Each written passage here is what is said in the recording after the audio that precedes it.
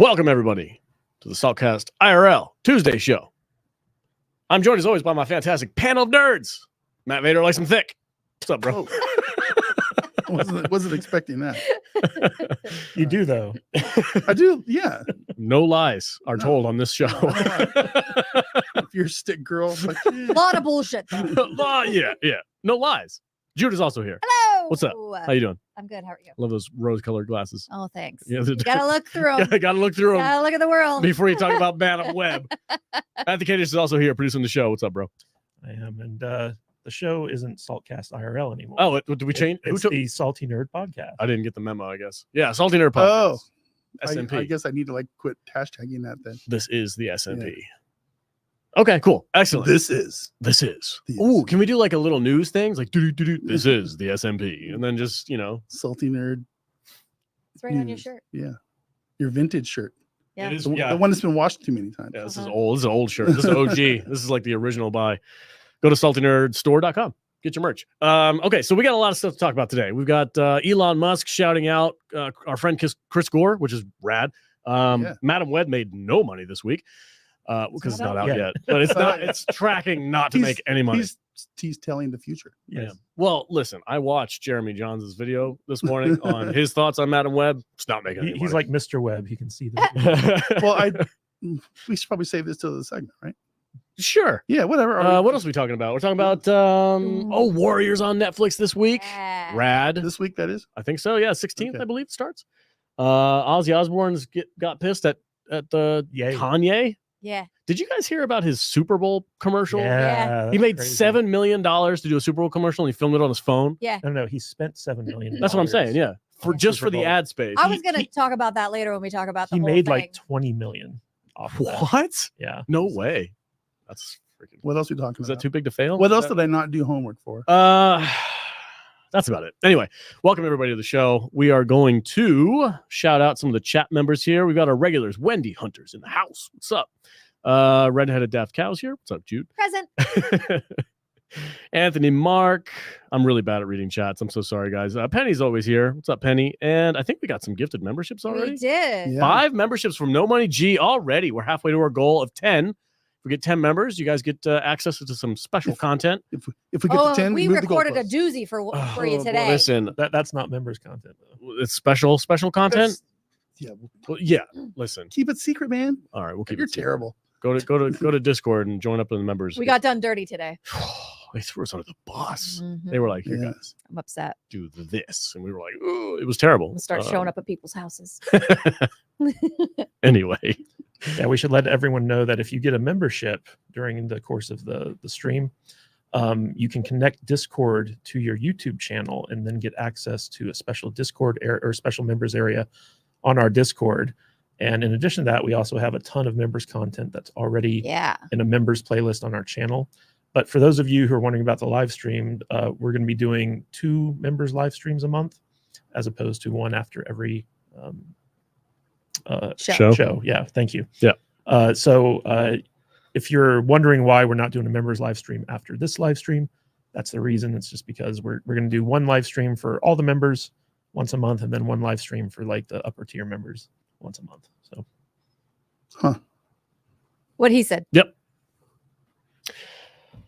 I saw a chat that made me go, "Huh," What? and then I lost it, and I can't find it. Was it a thing that makes you go, Yeah, it was the thing that made me go, and I can't remember what it was. Oh, Penny took a membership. That was great. Congratulations, Penny. Welcome to the memberships. I hope the rest of you 5 people got awesome memberships as well. And shout out to No Money G. Yeah, No Money G has been very generous. Yes. Yeah. Oh, that's lately. great. So big shout out to No Money G. Oh, it was the somebody asked what the title was referring to, and I don't know what the title of this video was. Kadish, what was the title? The Dune title. Dune. It was the Dune that we never Almost got. got. Oh God, this documentary on HBO Max. I think we've dodged a bullet. What's the guy name? What's the guy's name? Jodorowsky. Alejandro Jodorowsky. Jodorowsky. Jude has a synopsis for us. Yeah. Take it away. Are we just going right into it yet? Are we not? I don't know. Well, I don't know. Why are you guys acting like we've never done this before? Yeah, I don't know either. Go ahead, Jude. Did, All right. Did you hit the button? Oh, Jesus. We're bitch. trying to do things here. The Dune we never got. Okay. Thank God. You ready? Yeah, take it away, Jude. 2013, Jodorowsky's Dune, rated PG-13 with a runtime of 1 hour 30 minutes. This had a box office bring home of $661,000. This hit theaters. This documentary. It made money somewhere. Yeah, I think it made Weird. money in like Canada and somewhere else. That's a But surprise. it had a worldwide release. Okay. All Yeah. right. So here's what it's about. Somebody told a crazy person that they'd give him a bunch of money to make whatever movie he wanted. And then in good faith, he and his drug-addled brain set about making the most bonkers adaptation of a book he never read into a movie that never got made. Thank Please discuss. God. Oh my God. I was like, okay, this guy's got some ideas. He's got some creativity. He's a bit of a whack job. If you look Yeah. at some of the movies that he made on his own, they are real weird. Like Yeah. Jesus was pooping out gold nuggets. Just like what is happening on screen right now? Those were the kind of the movies that for some reason I feel like this guy over here will make us Oh watch God, please someday no. when Please, he God, wants no. to like film school us. And we're like, I don't need to ever see any of this guy's movies No. ever. Go do your art. The naked Jesus one though was kind of weird. Shoot. Dude, he had naked Jesus pooping out gold nuggets. Well, And they were like, he's levitating in front of his 12 disciples. I'm just like, whoa. Somebody was like, yeah, we'll give you money to make Dune. And he's like, okay. Yeah. Can No, I, they were like, I would love to give you so much money. What do you want to make? And he's like, I would like to make Dune. I've never read it, but I would like to make it. And they were like, yeah, sounds great. yeah, a friend of mine told me about this book. I want to make it into a But I- movie. But Yeah. I need to find my spiritual equals, The one, my warriors, my warriors. So my spiritual warriors to make this. I'd like to give a primer on who Jodorowsky is before we dive into this. educate us, Mr. Kadish. All right, so Alejandro Jodorowsky, he's a very famous avant-garde kind of like artiste. He started off in Mexico City, and basically he trained to become a mime. And he moved to Paris, where he joined like this mime troupe and perfected his craft. And while he was in Paris, he got into like the avant-garde scene. And basically at the time, like Fellini was like a big thing and stuff like that. And so he got into like filmmaking, and he was like, I've never made a movie before, but I want to make a movie. And so like he made this movie that was like a Western that premiered in Mexico. Mm-hmm. And it caused riots. Yeah. Because it was so off the wall bonkers. I love this guy.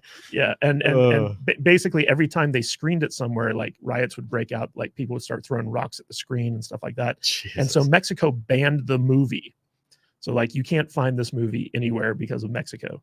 And so Jodorowsky went back to Europe, and someone who saw his banned movie was like, hey, I like the cut of your jib. You want to make another movie? Right. And he was like, yeah. And so he made this other movie with his son. Uh-huh. And it's like a Western, but it's also like really, really avant-garde.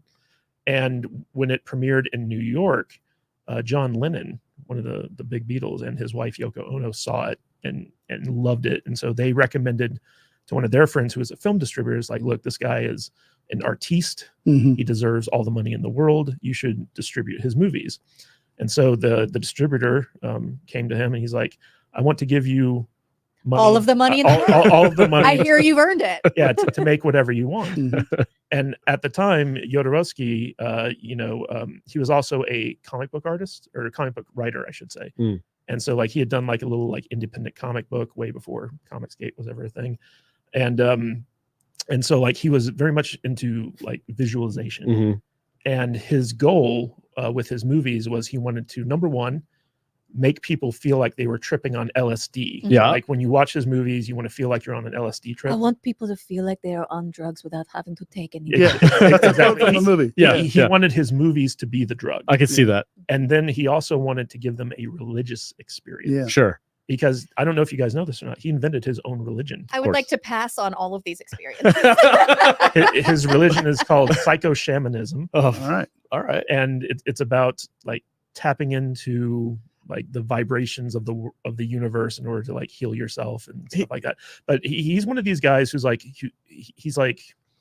he's the type of dude that I used to run into a lot when I was in like film school, Mm-hmm. where they, they're just so manically like brilliant in some ways, and in other ways they're completely off the wall.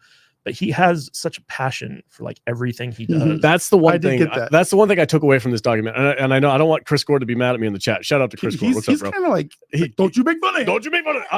No. Don't fight me, Chris Gore. Oh, Chris Gore, you can come for me. I love the dude's passion. Like I the love it. documentary showed. Yeah. I love the passion behind what he wants to do with his movies. I'm not on brand with his type of movie. Listen, sometimes serial killers are also passionate about what they do. This is true. I was watching this documentary. I'm like, okay, I can see where he's going. You know, he's assembling as a team. Like he's like Captain America with the Avengers or something like that. Right? Dumbledore's army. I must have him. I must have my I warriors. must go to where he is to find him. I was kind of just like humming along with this documentary, like, okay, like going along with the trip. And I'm like, all right, this guy's interesting. Cool. And then when he gets to Orson Welles and Giger, HR guy. Giger, when he was like, I wanted him to do the Baron, the Harkonians, and I was like, oh, okay, now you have my attention. So we're skipping ahead a little bit, but essentially, the modern day version of this guy, Nicholas Winding Refn, or Riffin, I never know how to pronounce his name. So like he's the guy who did Drive and bunch of other like very avant-garde style movies. I did like Drive. That was a good movie. So he was at dinner with Jodorowsky one time, and Jodorowsky brought him into a study and showed him this visual book that he had created for his version of Dune. It was basically all the storyboards put together in order. That's kind of what I got from this film, is that this is basically the story of them putting this book together, and then the end result. And then Nicholas was like so impressed, because not only did Jodorowsky show him this, but he basically narrated the movie to him. And so like Nicholas Winding Refn was like one of the only ones to actually get to quote unquote see Jodorowsky's version of Dune, and he wanted other people to experience it, and so he commissioned this documentary. This documentary is not actually about a movie. It's about like the biggest graphic novel that was ever made. You know, one of the things I took away from this, I was watching this and I'm like, you know what, if they release this documentary or not documentary, like a comic book version of this movie, 100% I'd check that out. Well, they've done that. Have they? Yeah, that was the comic book that Jodorowsky made after the movie fell apart. With his influence from this stuff, right? Yeah, he basically took it. Joss Whedon did the same thing with Buffy. But it's not Dune though, is it? Is it Dune's story, just comic book version? Well, no. Or is it his own thing? His version of Dune. Yeah, but they changed like the names and like stuff like that. It's called Dune. It's called Sandplanet. It's called Tatooine. Yeah. I enjoyed the documentary. I was having fun with this. I do think this guy's a bit too out there for me. This is not my brand. I don't think I'd be having fun with it. I didn't even like really David Lynch's Dune either. Also keep in mind, this is the 70s. Yeah. What I actually kind of got a kick out of the guy, because he's like every weird film guy. You have imagining in your head about all the stereotypes, what a weird film guy would be like in the real world. And this guy's all like, he's like an evil mastermind. This guy goes, put my team together. The thing I love about Jodorowsky in this documentary is that he has such a clear vision of what he wants. And nothing stops him from trying to achieve that vision. Well, they kept flashing at the artistic direction that he was taking, like the ships and the aesthetics of the movie. And it's like this, it's an LSD trip. It's like about the drop of blood that pops a baby in her. Great. I mean, like, So just to expand on some of this stuff, so everyone who hasn't watched the documentary knows what we're talking about. So Jodorowsky had a very esoteric take on Dune. He did eventually read the book because he had to write the script for it. And basically what he did was he went out and he assembled a all-star team. The first of which was the most famous comic book artist in France at the time. His name was Mobius, or he went by the name Mobius. And also a vampire.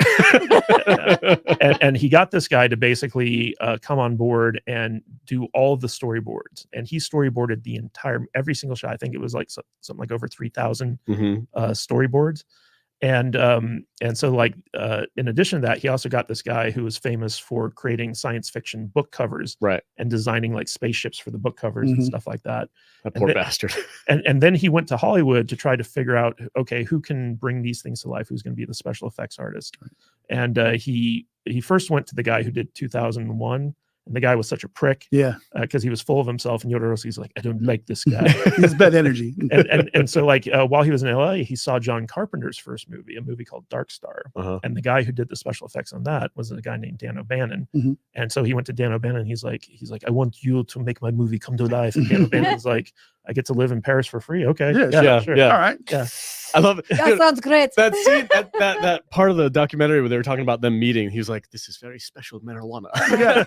And it's like, "Oh, that's laced," and he smokes it, right? And the guy's like, "LSD trip." He's like, "I sat there and I was listening to the guy tell me about the story, and then all of a sudden I was in like outer space, and then like the kaleidoscope around his head and his eyes were looking at my soul, and I'm like." All right. Jodorowsky basically, he drugged the guy to get him to agree to do his movie. He doped him, got him to agree. Yeah, he's always like getting people to stay longer. Yeah. Like people would be like, "All right, great party. I'm gonna go. Would you like to look at my graphic novel?" Yeah. All right, sure. 4 hours later. Well, He's that guy. They say during this whole movie is there's one of the guys comments about how this Jodorowsky is essentially a guru. He's very magnetic. He's like a he has shaman. magnetic personality. Yeah. And his Jared Leto. yeah, but you're not wrong. But his enthusiasm and everything for the project just kind of it's infectious. Yeah. Yeah. And so well, he seems like the guy who can convince you to do anything. Well, right? he's able to inspire people, but he's also what he was able to do is assemble like a team that pretty much changed how Hollywood made movies. And we're going to get into that a little bit later. But so he created this visual team who was doing like the storyboards and like the concept designs and all this other stuff, trying to figure out how to do like this stuff practically in an actual movie way before Star Wars had ever come out. So like, ILM wasn't really a thing. But then like he starts wanting to cast the movie. And so for like Paul Atreides, he decides to cast his own son because, he had acted in a previous thing and his son was kind of the right age. But he puts him through he's like, okay, warrior training. You are going to become Paul Atreides. Yeah. Like you're going to learn sword fighting, jujitsu, all this crazy stuff. You are now Muad'Dib. Yeah. And the kid's like, all right.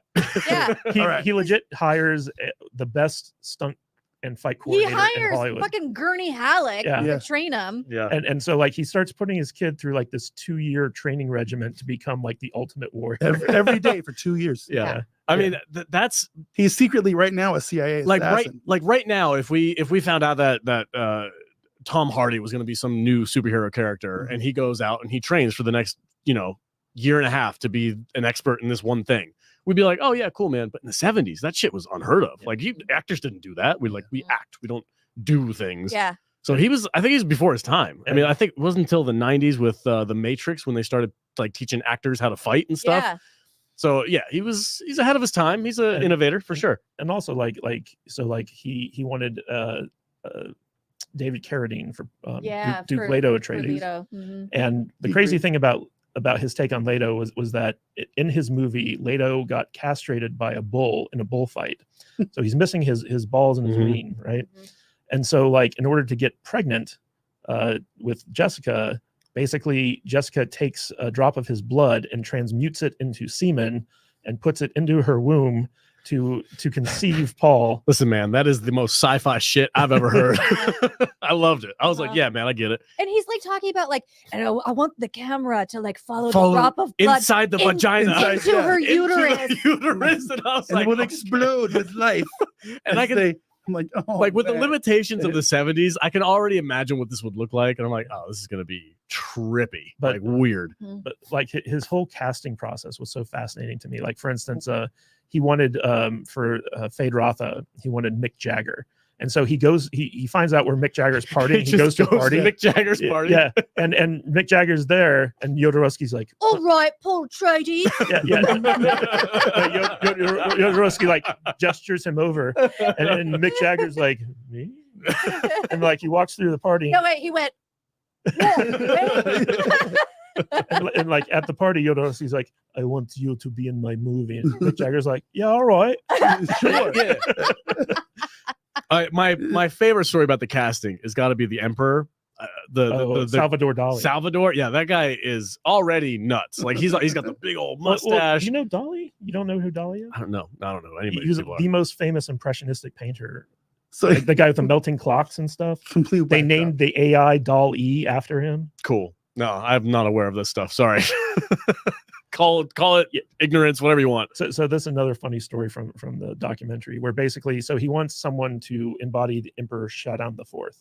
And so he goes to the most famous impressionistic painter in the avant-garde movement, Salvador Dali. And he says, I want you to be in my movie. And guy's like, yeah, I can be in your movie. And his like side piece, his mistress is right there. And she's like, no, like, you don't want him in your movie. And then he's like, she's going to be in the movie too. They're like, all right, I guess. Yeah. So they cast her as well. But, as the princess, but she's like, you don't understand. He will ruin your movie because he just makes unreasonable demands because he has a huge ego. And the biggest demand he had was Salvador Dali basically said, I will be in your movie, but I demand $100,000 an hour to be in your movie because I want to be the most highest paid actor in Hollywood. And so it was one of the production guys that was working with him. Producer. It was the producer. Yeah. He's like, okay, I got an idea. So he kind of like manipulates this dude. He's like, he asked the director, and I'm not saying his name because I do not know how to pronounce it. Jodorowsky. He says, how long is this guy actually going to be in the movie? And he's like, like 5 minutes, like 3 to 5 minutes, maybe at most. And he's like, okay. Of screen time. He's like, I'll give you per finished hour. Like, I'll give you $100,000 per minute. And he's like, yeah. He's like, I'm the $100,000 minute man. Yes. And so like in reality, he'd always be making like, 300 to 500K. Yeah. But like, it sounds like I get paid $3,000. Yeah. It's just stroking his ego just to get him to do what he wants. Genius move. Yeah. And I think the final story about his casting, which I just loved. So he was a huge Orson Welles fan. Like Orson Welles was like his inspiration for filmmaking, because when he started making movies, he had no formal training. He didn't know anything about filmmaking. He just watched a lot of Orson Welles movies. I see movies. I could do it. Yeah, exactly. And so he's like, Orson Welles would be the perfect Baron Harkonnen. And he found out that Orson Welles lived in France at this time. And he would eat at a certain restaurant because he loved the chef. And this was in Orson Welles's, like fat phase. His fat era. His fat era. He looked like the Baron. Yeah, yeah. And so like had his own set of suspensors made. Yeah. And by this point, he'd basically retired from acting. Like he wasn't doing acting anymore. So Jodorowsky tracks down this restaurant that he always goes to, and he sits down with him, and he sends him like a bottle of wine, like really good wine, and Orson Welles accepts it and drinks the whole thing. Drinks the whole bottle, and then he's like, yes, come join me. And so like they come down, and he's Jodorowsky's telling him all about like his movie and stuff like that, and Orson Welles is like, yeah, but I don't act anymore, and Jodorowsky's like, tell you what, I will hire this chef, your favorite chef, and every day on my movie he will cook for you. He will serve you your favorite meal. And Orson Welles like, I guess I act again. He's like, sir, you had my curiosity, but now you have now you have my attention. Yeah, it's a lot of that, right? He goes to these crazy famous people, and he's like, hey, you're gonna do this for me. He just meets crazy with crazy head on. Yeah. And he's like, but he knows how to get to people. That was one of the things that I learned about this guy watching this documentary show. You look like you have thoughts. I've had thoughts for the last 5 minutes. Go for it, man. Talk to me. Because there's these, they say this thing influenced a lot of stuff. And when you said the drop of blood, and we follow the camera up into the vagina, the hoo-ha, and up the thing into the, who ripped that off? Who? Look Who's Talking. The opening. Whoa, dude. That was the opening scene of that movie. Wow. It was Jodorowsky. I haven't thought about that movie in they just a long time. That fucking Dennis Quaid movie. Inner Space. Yeah. With just like the little spermies, like, come on guys, let's go. Yeah. It's like I'm gonna be first. That's a trip. Jodorowsky. So when did that movie come out? I don't know. 90s or something. But for some reason that got lodged into my brain, and it kind of short-circuited me a little bit. This guy's just been thinking about sperm in tubes the whole time. It's like, what if we put a camera in a vagina? What's going to happen that's next? Weird. I was on board. This guy, right? He's a little crazy. Okay, a little artsy fartsy. It's not my brand, but I get it. I love the passion. The art direction when they whipped out Giger, and they were like, yeah, this guy's going to do the Harkonnens. I was like, oh shit, okay, yeah, they got Giger in this thing. Okay, and at this point he was a completely unknown. Yeah. That's what I liked. He was like the first, because Alien wasn't until 79, and this is like 5 years before that, 5 or 6 years before that. So cool. I was like, this is interesting. But then at the end of the documentary, when he's talking about his final vision of the movie, he's like, he's very passionate. He's talking, and he's like, and the end of the story is going to be a little different. I'm going to rape Frank Huber. I'm going to rape him, but with love. Rape him with love. I'm going to change the story. And I'm like, whoa. Yeah, you want to tell people what the ending of his movie was? Well, like the planet was Jesus the whole time. It came to life. No. What happens is basically Phaedrotha in his final battle with Paul Atreides kills Paul, which doesn't happen in the books, because basically by killing Paul, you're destroying all the other books. The whole rest of the series. Yeah. Exactly. So, but Paul dies, and then his consciousness goes into everyone who's ever met him. And so everyone becomes Paul Atreides, and then the Dune planet. They all become the Reverend Mother. The Dune planet becomes a paradise. All of a sudden, just like water and lush greenery and stuff like that. And then the planet flies off into space to spread Paul's consciousness among the rest of the universe. It becomes a spaceship, essentially. Yeah, hard pass. Sorry, no. I've had enough experiences recently with people changing source material to fit their own little ideas and to put their thumbprint on things. My immediate thought was, no, man. Why are you kicking me? Well, I'm trying to stretch out. I thought you were trying to tell me something. Like, don't, you're fucking up over here, man. Shut up. And I'm like, what did I say? You're ruining it. My foot up his leg. Well, it was funny because when they were interviewing Jodorowsky, he's like, yes, I know that this was not the ending in the book, and people who like the book will not like this ending. But I feel like I had to rape the story. But then he goes, with love. But, he was like, with love. And I'm like, nah, dude, nah. Hard pass. Like that makes it okay. Sorry. You put like an Antonio Banderas on that when you do that. Yeah. With love. With love.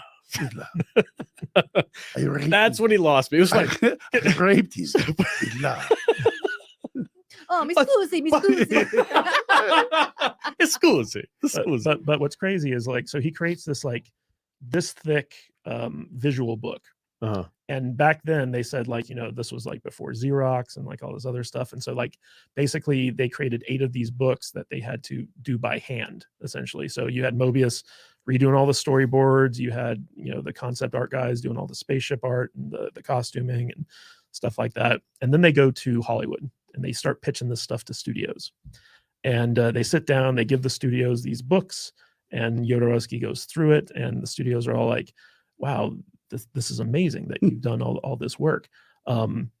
This looks really good. We want to do this, but the movie's got to be 90 minutes or less. And Jodorowsky's like, no, I will not limit my work. He's how dare you rape me? He's like, if I want to make a 12-hour movie, I will make a 12-hour movie. Yeah, and the studio guys are like, we're gonna pass. They're gonna pull the plug on this whole thing. And so after they did the rounds in Hollywood and nobody bit, essentially the producers who had already sunk something like $5 million out of a $15 million budget. And at the time, $15 million was a lot of money for a studio, for a motion picture. And so they ended up selling the rights to Dino De Laurentiis. And Dino De Laurentiis is the last thing you want to have happen to the rights to your movie. Yeah. So what Dino De Laurentiis did is the first thing he did was he fired Jodorowsky. He's like, I'm not working with you, buddy. And then he brought in Ridley Scott. Yeah. And so Ridley Scott was going to be the guy who directed Dune. And so Ridley Scott came in and basically De Laurentiis handed him the team that Jodorowsky had built. So he got Geiger, he got Mobius, he got all these guys, Dan O'Bannon. And so Ridley Scott started working on Dune, and he just realized this movie's not really for me. And so he backed out, but he took all the guys with him to work on Alien, because Dan O'Bannon was the writer of Alien, and Geiger was the guy who did all the art stuff. And so he went on and did Alien, and all these studios that had this huge $5 million visual book kept it in their archives, but people who had heard the story in Hollywood would go and they'd sneak peeks at this thing, and you see it permeate throughout tons of major to this day Raiders of the Lost Ark, and stuff like that. Very influential for never being made. Oh yeah, they went in there and they cherry picked everything they liked about it. They were like, oh, this is a cool idea, and this is a cool idea. Yeah, and then they put it in these other movies. Jodorowsky's visions was so ahead of its time. He wanted to open the movie with a huge tracking shot through outer space. and the technology to do that just wasn't there. But eventually, like I think they did it in Contact, Yeah. the Jodie Foster movie, and Jodorowsky's just sitting there. It's like, these motherfuckers are stealing all my shit. He's okay. Oh, I almost forgot. So he goes and once Lynch gets the green light to do Dune, and he's like, I was not going to watch it. I cannot watch it. Right? He's very he's passionate about my work. This is my baby, and this guy freaking stole it from me. He raped it. You know what I mean? Like, he's talking about it. He's like, no, what? So that would make a terrible T-shirt. Hey, racing with love. No, with love. That's not a merch idea, bro. Maybe just sit this one out for a minute. But Jesus Christ. I raped him with love. Nobody's gonna wear that. Just like Jodorowsky. Yeah, 1977. Yeah, make it a quote. Put it in quotes. It'll be fine. Poster. Yeah. Do one of those like people in the world and like Jodorowsky. All right. It makes total sense now. Jesus Christ. Sorry. I got these things they stick, and then I can't. Like we were about to go somewhere, and now it's just no. Well, Jodorowsky, so he was very bitter about losing Dune, and when David Lynch's Dune came out, he didn't want to see it, like Alex had said. And then Alex, when he decided he was going to go see it, I cheered because it was terrible. I'm like, yeah, man, I get it. I'm on board again. Right. This guy had me on a roller coaster ride of emotions, right? I'm like, this is cool. No, yes, no. He was very entertaining. So you guys both watched it for the first time this week. Oh, right? yeah. Okay, and what, Lynch's? Yeah. Oh, yeah. So I watched this documentary, and then immediately after finishing this documentary, I watched back to back David Lynch's Dune. All right. Wow. Yeah. It was what a thing. And you lived. Yeah. And then I had to watch Masters of the Universe. No, yeah, I watched David Lynch's Dune for the first time. I've seen bits and pieces, of course. It's very iconic, and it's got a lot of stuff in there. I do feel like they took a lot of inspiration from this guy's 100%. Like they were like, oh yeah, let's take that idea, let's take that. Cherry picking. They cherry picked a whole bunch of stuff, and then David Lynch did his little weird thing on it. Yeah, Lynch is like Jodorowsky light. Yeah. Now that I see that guy, and then now I see Lynch, and I'm like, oh, he's like a softball version of this dude. That's why we did the watch party last night, because I knew I was going to be coming off of watching the Jodorowsky thing, and I wanted to compare just to see what. How long was the Lynch Dune? 2 hours. Yeah, it's long. 20 minutes. 2 hours. I think there's actually a 6 hour version. No, there's like a super extended version, but I will kill myself. I actually really like Lynch's Dune. Yeah, I do too. But the funny thing about this is that Jodorowsky was so disappointed with this that he basically retired from filmmaking, and he became like one of the premier like comic book guys in Europe. Like that was his like career, and basically he took what he had planned for Dune and turned it into like this massive series that he did with Mobius, in terms of like self-publishing their comic books. And he's kind of like this legendary figure in Europe from like the avant-garde era. And because of this documentary, he actually hooked up with his old producer, who was also interviewed for this documentary, and he's decided to start making films again.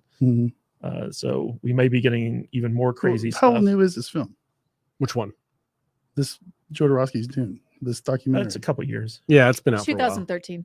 So it's 11 years old. He's not still alive. He's not? No, he's Jodorowsky's still alive. Yeah. Because he was 84 when they made this. No, I don't. That's what he said it in the documentary. Really? He said, I'm 84. I only have I'll look it up right another year ago to live. Oh man. So yeah. And then they laughed. Another year or two. That's what he said in the movie. That guy still. That guy still fucks. That dude's done enough drugs. He's going to be around for a while. I'm not saying you're wrong. I'm just saying. No, I get it. I hope he watches the new Dune, because I'll tell you what. Of course, the story is super influential. I like Dune. Not a big fan of Lynch in general. I don't really like his movies anyway. So his version of Dune was kind of like, ugh. But this new one that just came out recently, and then we're going to see part 2 next month. really liked that movie. I thought it was awesome. I love the visuals. I love the ideas. I love how they're presenting it. It's much more palatable for me than Lynch's Dune. Mm-hmm.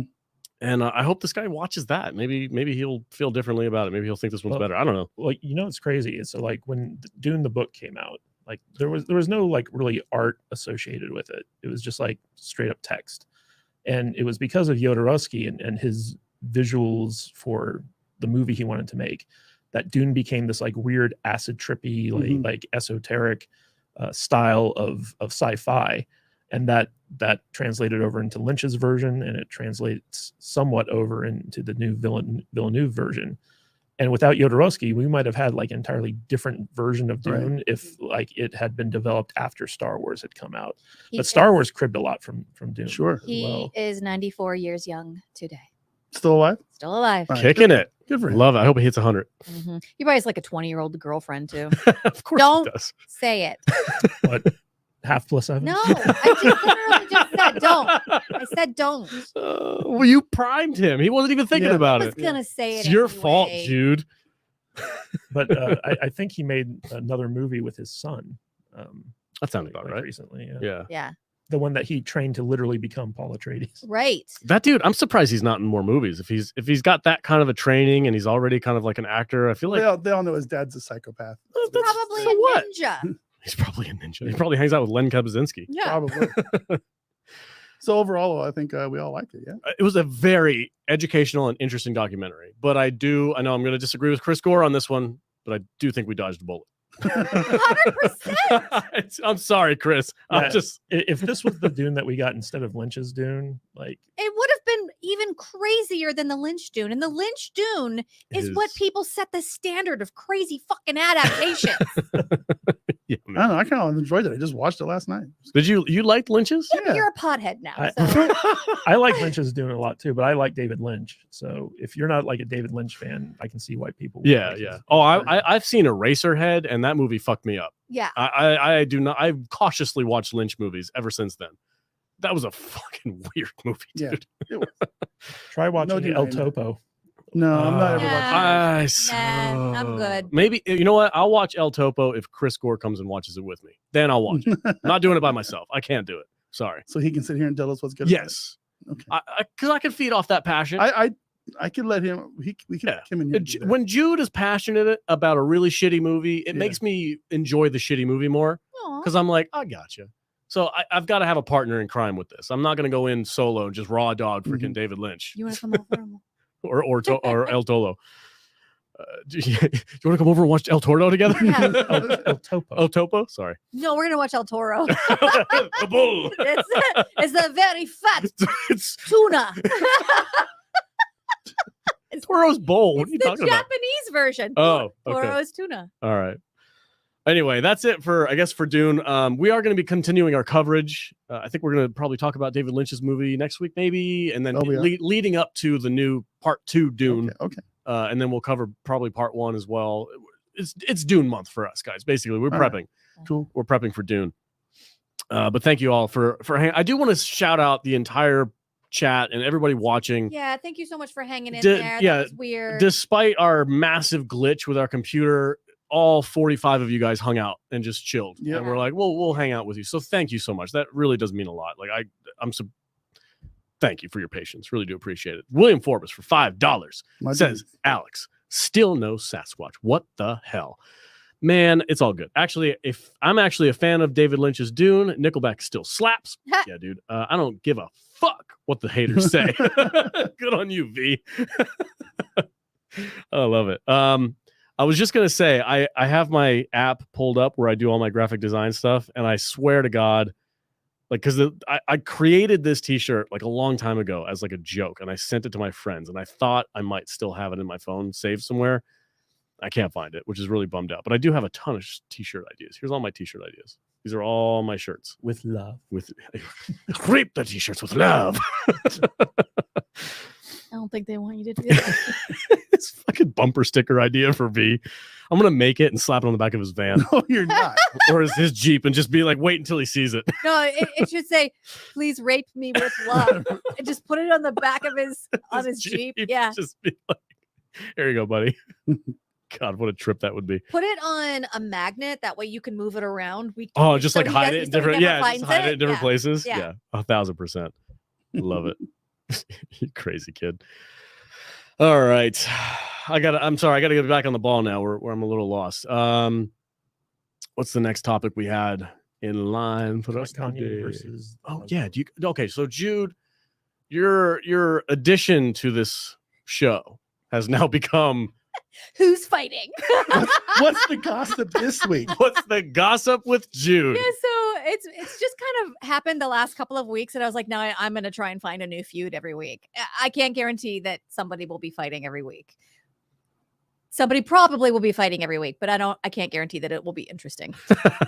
However, I mean, I think probably most people have heard about this by now, but just in case, if you haven't, I haven't. Kanye West asked for permission to sample one of Ozzy's songs. Mm-hmm. And Sharon, who is basically the head of the business, Sharon Osbourn said, "You anti-Semite fuck, I would never give you permission for goddamn jack shit." Is that a quote? Pretty much. I was spot on. Pretty fucking much. Pretty good. She was like, "No, I'll spell it out for you. N-O. If you can't understand that, I'll have it translated for you in other languages." She was basically like, "Go fuck yourself." Yeah. I will never give you permission for anything. Well, Kanye did it anyway. Wow. And he made the song, and then he had this big record release party, and he plays the song, and everybody has their phones up and they're recording it, and everybody has it posting on their social medias and shit. And Sharon fucking finds out, and Sharon goes, "You fucked with the wrong Jew this time." Do you know who Sharon Osbourn is? She is connected. Yeah. Her father was a freaking thug. He's the Al Capone Yeah. of band management. Yeah. He's the founder of, I think, Jet Records. And like I was telling Kadish this story the other day when like the feud came out, and I was like, he's basically the Tony Soprano of band management. And then I started researching it, and the internet said, "Nah, bitch, he's the Al Capone." And I was like, yeah, that you right. That tracks. Yeah. This guy kidnapped and tortured an accountant that worked for him because he was like, "I feel like this guy's stealing." and you know who went to jail for it? Who he had take the rap for him? His son. Whoa. His son showed up at some point at like some hotel that he was holding this guy at. He's torturing this guy. He has his son show up for probably to bring him a sandwich. His son goes down for it. Serves time for it. Not Don. All good. Don's like, yeah. Yeah, my kids for that's why I gave birth to you. That's right. Where's Steven Tyler at? Like, this guy sicked his dogs on his pregnant daughter when she came to his house because he didn't like her relationship with Ozzy after he fired Ozzy. Sharon. Yeah. Whoa. Yeah. I know. I've seen a couple of her interviews on podcasts and stuff. She's got some stories. Yeah. So this is the family that Kanye is messing with. And this is the business that she has grown up in. Uh-huh. Yeah. So like when her father fired Ozzy, Sharon took him on as a solo client, and it caused this 20-year rift between her and her father. And like, it wasn't just, we're not talking to each other right now. It was like battle. It was like we're firing Molotov cocktails at each other. Like, it was fucking brutal. And this is who Kanye has decided I'm going to war with. Because Kanye thinks he's unfucking touchable. Yeah. So what happened? Basically, that's what happened. Like, he did it anyway. Sharon said, "You fucked with the wrong guy." Like, this woman has sent boxes of her own shit to people in the mail. And like, Sharon will take it to the mattresses.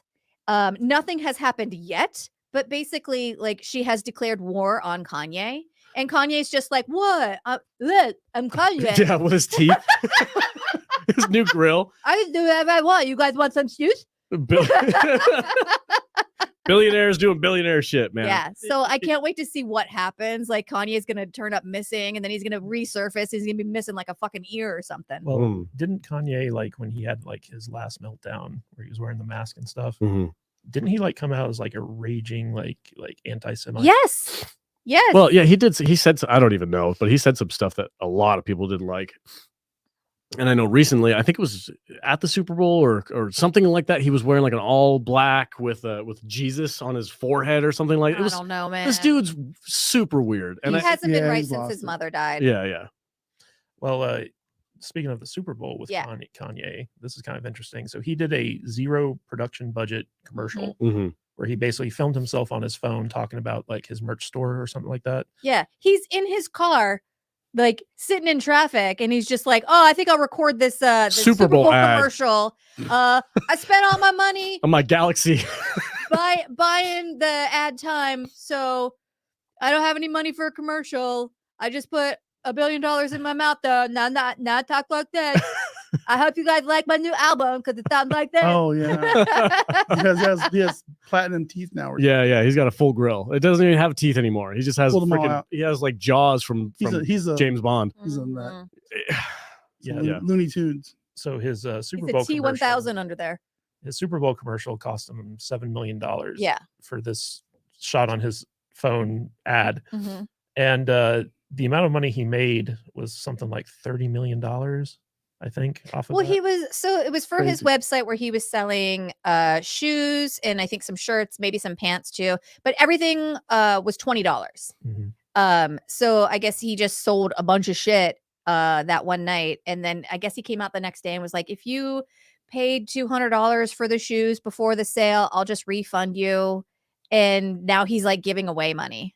Well, he wanted to make everything on the store affordable for people because he wanted like, you know, everyone to have like an equal shot at like purchasing his merch, I guess. But what this tells me is that Sharon's probably going to go after, you know, a $30 million settlement or something like that. Yeah. Just to get like all that money that he made off of the Super Bowl. Yeah. Moral of the story, like that never fucking pays off unless you are a completely unheard of indie artist and no one's ever going to hear your song. You can't get away with this shit. Can't sample other people's work and then not credit them at all, or at least get their permission or something.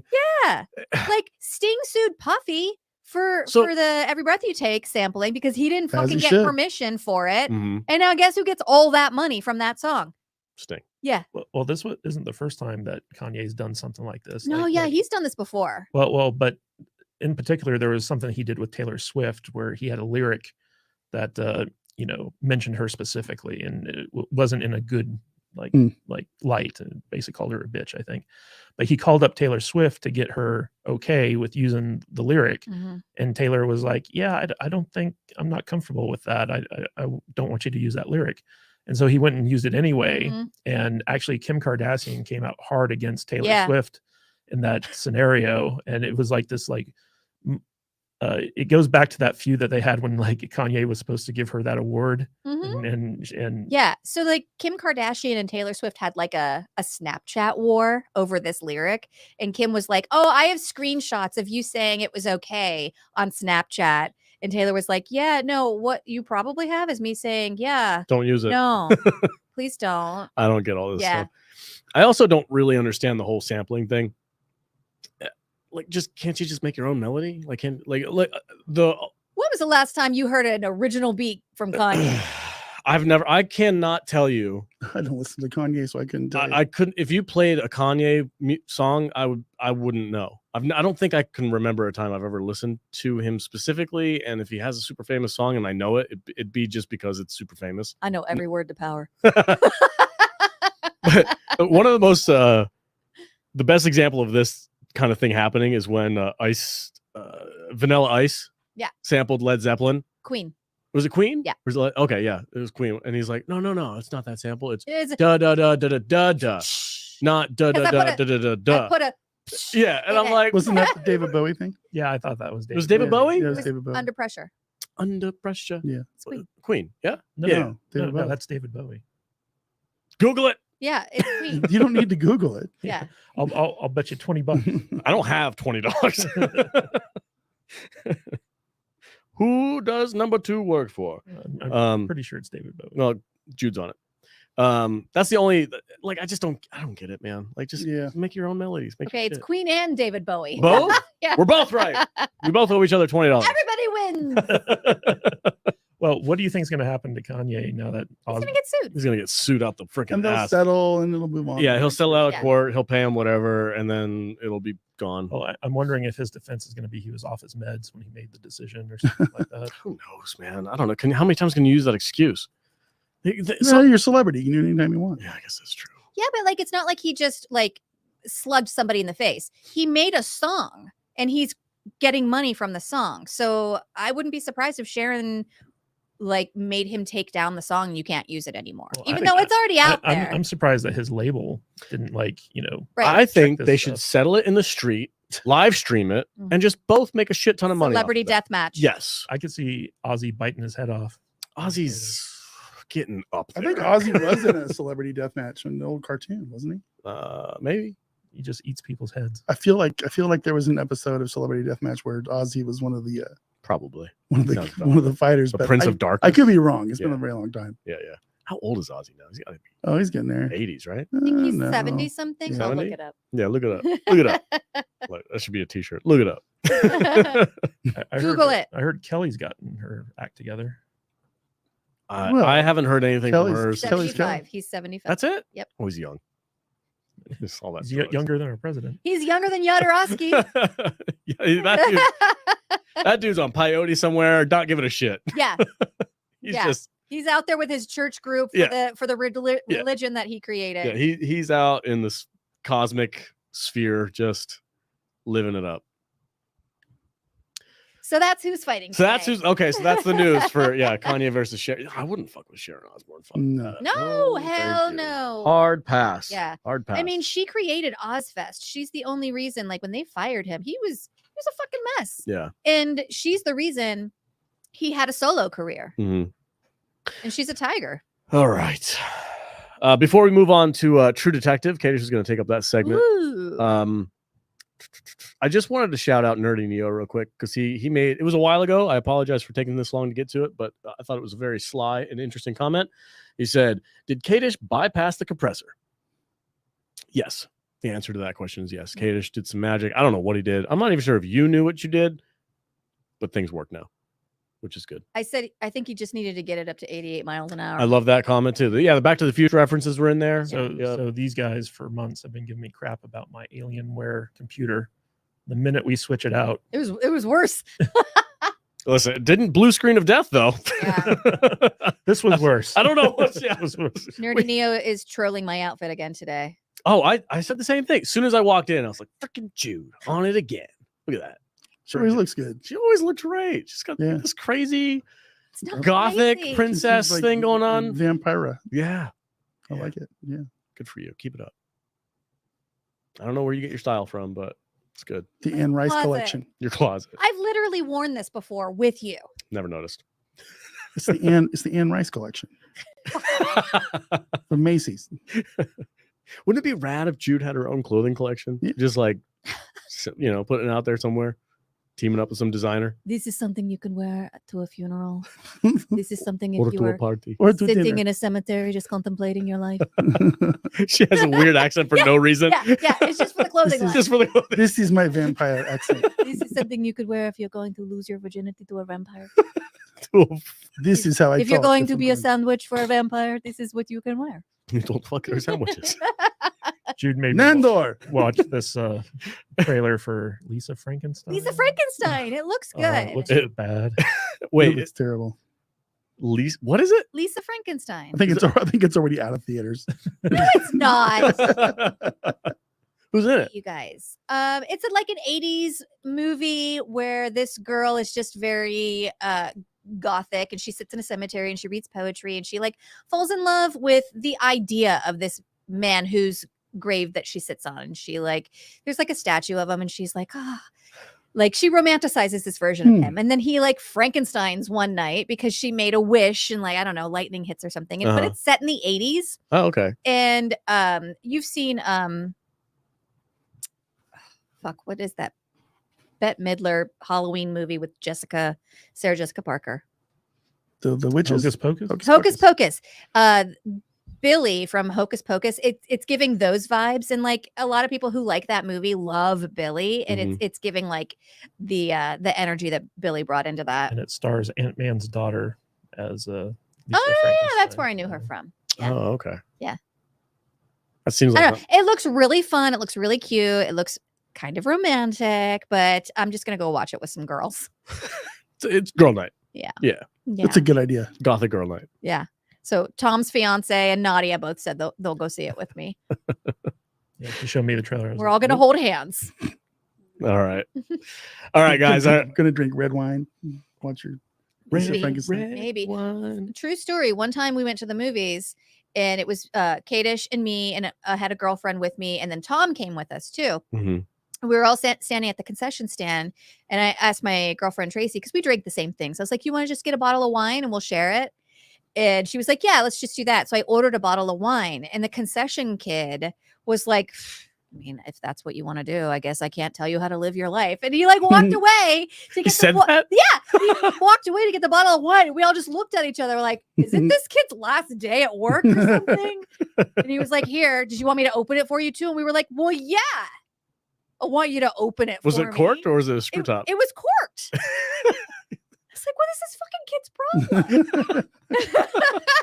And then at one point I came back to like, we were watching the movie, and I came back to like order something else, and he went, "Oh, you're back." Fuck you, guy. Whoa. I like this kid. I like this. Yeah. Yeah. What's that restaurant you go to where they just talk mad shit to you?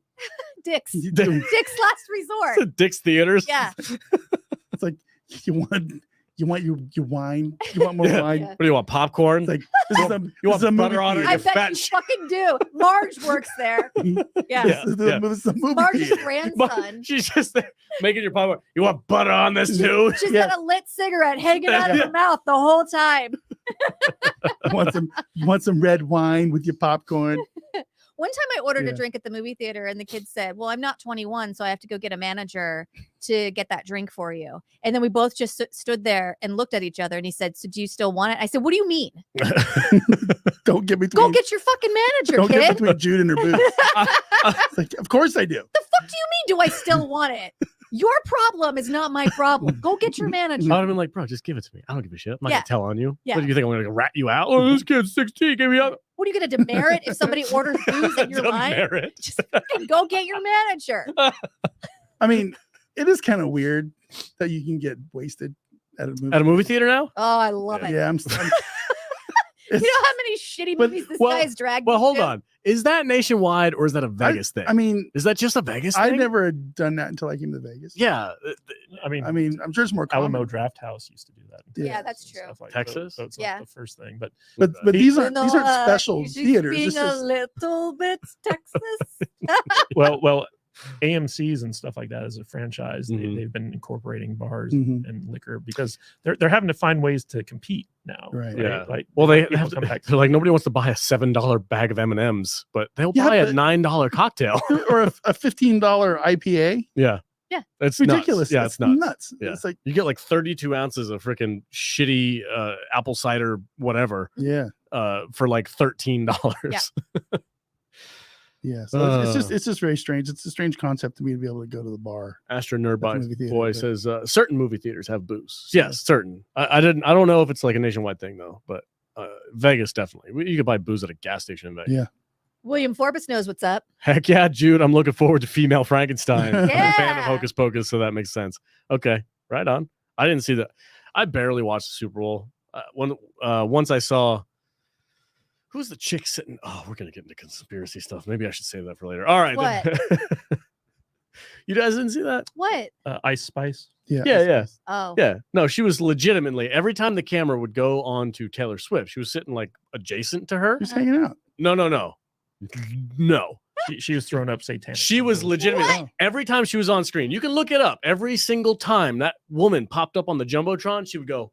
And then I'm not joking. She would do like the fucking weird like Illuminati symbols, like she was casting a spell. Yeah, basically. She's like, I'm going to fuck you. Yeah. With love. With love. She was wearing an upside down crucifix. Upside down cross, the whole deal. Now I gotta go. I'm not even joking, dude. I'm like, I know I usually kind of goof around with the conspiracy theory stuff, but I watch this and I'm like, why is she doing that every single time? According to you, Taylor Swift is the queen of the Church of Satan. Just put another bell on that one. Yeah. That's legit. Jesus. Did you see the roller skater that fell off the stage during Usher's performance? No, that would've been awesome. Oh man. I forgot Usher was a thing. I was like, who is this guy? Oh yeah, Usher from like, it was apparently the greatest halftime show ever. They say that every year. It didn't. Nobody liked Rihanna when she was pregnant. Yeah, she was terrible. That was awful. Yeah. Most halftime shows suck. I've watched a few on YouTube lately. Just to kind of catch up on them. Yeah. You know who the best one was? Prince. Michael fucking Jackson. Princess, dude. I was gonna say, when I was a kid and I saw Michael Jackson do the halftime show, where like he has his doubles like pop out around the stadium, then he pops up there, he just stands there for like a minute, and the whole crowd just that was the best halftime show. Everybody else since then has just been downhill. The best was Janet Jackson. Oh, get out of here with that nonsense. Justin Timberlake, right? Yep. Oh, look at my nipple. That's exactly how they did it. Yeah, exactly. Perfect. And they were like, Nailed it. "Oh, it was a wardrobe malfunction." I'm like, "No, it's not. You meant to do that." I think my two favorite are Lady Gaga. She put on a really good show, and the one was it last year when all the Death Row Records guys were doing at LA with Snoop and you know what? Dr. Dre. I've seen Snoop live before. Yeah, it was so boring. Really You know who needs to be? They need to bring rock and roll back to they the do. halftime shows. They need to get Metallica 100%. out there or something like that. Hit our That- goal. Yeah. Did we? Oh no, wait, no, we didn't. Sorry, No, no. sorry. I saw member. That's Yeah. a member chat. Okay, so yeah, we got William Forbes' super chat, member chat for 7 months. Thank you, Keely. I like your outfit, Jude. Thank you. There you go. It's what someone would wear to make another woman think that you're a vampire, Nice. but you're not, and they actually are vampires. Aww. That is probably the biggest compliment she's Yeah. gotten all day. And I complimented her. What is ducks? I don't get it. What's the ducks for? Keely, explain yourself. All right. Did we have Back another on super track. Chat? I don't think so, do we? We Uh-huh. still Yeah, are there's trying one to from get Forbes. 5 more memberships. 5 more memberships to complete the goal. Okay, so the next topic we have is, of course, True Detective. Kadish, this is your segment, sir. Take it away. Yeah, so Jude and I have been watching the 4th season of True Detective Yeah. called Night Country. It's starring Jodie Foster. Mhm. And it's a completely batshit insane season. Yeah. A lot of people don't like it, but there are people out there who are obsessed with it, Mhm. like Jude. I'm pretty into it. I'm very into it. I like it a lot. And I love that there's like this connection to season 1. And none of the other seasons are connected to anything, apparently. It's just, I think it's just super interesting. And I like a little spook in my show. Yeah, one of the weird things about this season is that apparently they've been including supernatural elements, which was not a factor in the previous 3 seasons. But they could be explained away by mental illness or something like that. But anyway, I was fascinated to find out that the main central mystery of season 4 is based off of 2 real life mysteries that are just batshit insane. So I'm going to tell you guys what the central mystery of season 4 is, and then I'm going to go into the actual real life stories that inspired this season. All right. So in the fictional town of Ennis, Alaska, 8 scientists working for the Salal Research Station all disappear one night, and the local police are baffled. The TVs are left on, food that was prepared remains uneaten, laundry is still in the machines, and all signs point to the scientists simply leaving and not coming back. Things get even more mysterious when the scientists are found out in the tundra, buried neck deep in the snow with burnt corneas and numerous self-inflicted wounds, all in a state of grotesque facial expressions and bodily contortions, suggesting that the scientists all died from fear as opposed to hypothermia. Oh, and they're all naked, with their clothes neatly folded not too far away. But one of the missing scientists is not among the bodies. Could the scientists have been murdered? And if so, what happened to drive them from the research station naked and into the ice? So that's basically the plot of season 4 of True Detective. Jude, was there anything else you wanted to add to that? No, you're doing a great job, Vic. Are you guys watching the show, or Nope. have you ever Not watched even a True little bit. Detective? Nope. Nope. Okay. I've seen clips of the one with You haven't even seen season 1? Woody Harrelson and Matthew McConaughey, but never seen it. Season 1 is so good. Yeah. Yes. I got nothing to say about True Detective. I've never seen the show. I haven't seen it. It's about the true. Okay, but what's stories. what's the true? Yeah, what they base Right. this season off of? Okay, so there are 2 unsolved mysterious cases from history that they plucked the stuff from, and I want to see if you can kind of like see the parallels in the show. Are they both based in like the Arctic? No. Okay. No. So the first one is based off of a ship from the 1800s called the Mary Celeste. And the Mary Celeste was a merchant vessel that was found abandoned and adrift in the Atlantic Ocean off the Azorian Islands on December 4th, 1872. The ship had sailed out of New York Harbor on Tuesday, November 5th, with 8 crew members, along with the captain's wife and 3-year-old daughter. It carried a cargo of 1,701 barrels of alcohol. On Wednesday, December 4th, it was found floating derelict midway between the Azores and the coast of Portugal by the crew of a ship called the De Gratia. When the crew boarded the ship, they found it completely deserted.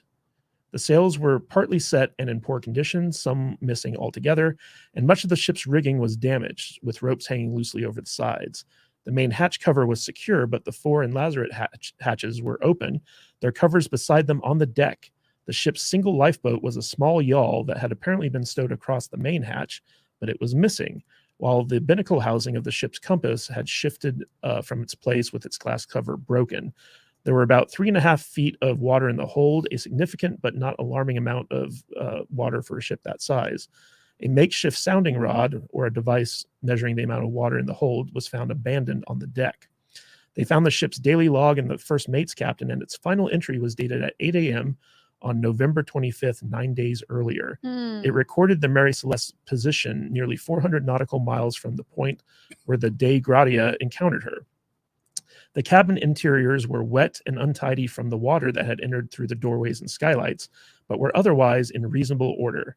There were personal items scattered around the captain's cabin, including a sheathed sword under the bed, but most of the ship's papers were missing, along with the captain's navigational instruments. The galley equipment was neatly stowed away.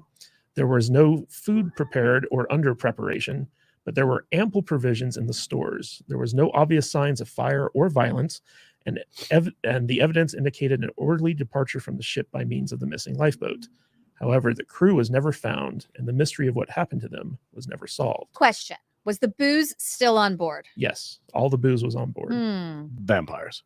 Aliens. This sounds like, ooh, I like aliens. That's cool. This sounds like Last Voyage of the Demeter. It does. Right?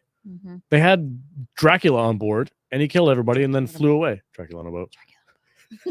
I forgot about that. Dracula on a boat. Us saying it was more fun than actually seeing the movie. Yeah. The movie was all right, but us saying Dracula on a boat for like 3 months straight was amazing. Yeah. It's like the Great White Buffalo. Yeah. Great White Buffalo. Yeah, but there were all these theories about like what could have happened to the crew and why they would abandon ship or where they might have gone afterwards. But in all the investigations that preceded this discovery, no one could ever figure out what happened. Let's try to figure it out. Wormhole. Where were they exactly on the globe? They were off the coast of Portugal and the Azore Islands. Okay. All right. Can you bring up a map of the Bermuda Triangle? It's not there. It's pretty far from that. Pretty far from that. I did a horror audiobook that sounds just like this. Yeah. So this guy was a sailor and then he disappeared and then he showed up like 100 years later. Wormhole. So the big theory was that the fumes from the alcohol that was stored under the deck were getting to the point where basically if you lit like a match, the whole ship could blow up. And so they tried to open the hatches to let the fumes escape. And while they were doing that, they all got into the lifeboat to kind of like be on the side in case there was an explosion. So like they were going to be like in the little dinghy, tethered to the ship, waiting for like all the fumes to like escape. And somehow the rope to the dinghy got cut or broke and they drifted off and they couldn't get back to the ship. I think a giant octopus. That was actually one of the theories. From 20,000 leagues under the sea came up and snatched them. So in the Inquisition following that, people actually floated the idea like maybe a giant octopus ate them. What would make them think that there was so much fumes from the alcohol that it would cause an explosion? Like they don't have a way of testing that. Nobody's out there with a freaking like a little air purifier thing going, oh, there's a lot of alcohol on it. Like it's 1800s. When right? you guys found the derelict boat, did y'all just get immediately high? I don't know. I like the idea that they all got off for some reason and then they just couldn't get back on, but they didn't have rows. They didn't have a freaking thing to get back to the boat with. Why'd they leave the sails up if that was the case? Yeah. When they take the sails Some down? of the crew would have stayed on board. Somebody on the bridge was like, Captain, we have 16 microns of elevated alcoholic right? air. This Geordie up there. We must abandon the ship and execute all. Yeah. all the noxious. How long were they all? Sounds like a Star Trek. 11 Star parsecs. Trek. 11 parsecs. 11 yeah. What was the best of the universe date? 1.2. Point Craycons yeah, or 0.06 cricons or something like that. Just making shit up. Nah, that's weird. I love these kind of mysteries though. The Azore Islands. There's theories out there that's around where Atlantis used to Aliens got them because they wanted to party. Mm-hmm. Maybe. All that booze on the ship. Well, what was interesting is that all of the navigational instruments were gone. So the captain might have taken them into the lifeboat. But if that's the case, why didn't they show up somewhere? Yeah, exactly. Yeah. How far off the shore were they?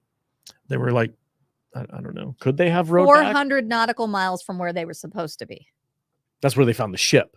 Mm-hmm. That's not where they like disconnected. Like they could have, if they could have rowed to somewhere, an island or some coast. I feel like they would have taken the captain's log too if they had just evacuated it was the boat. the first mate's log. Okay.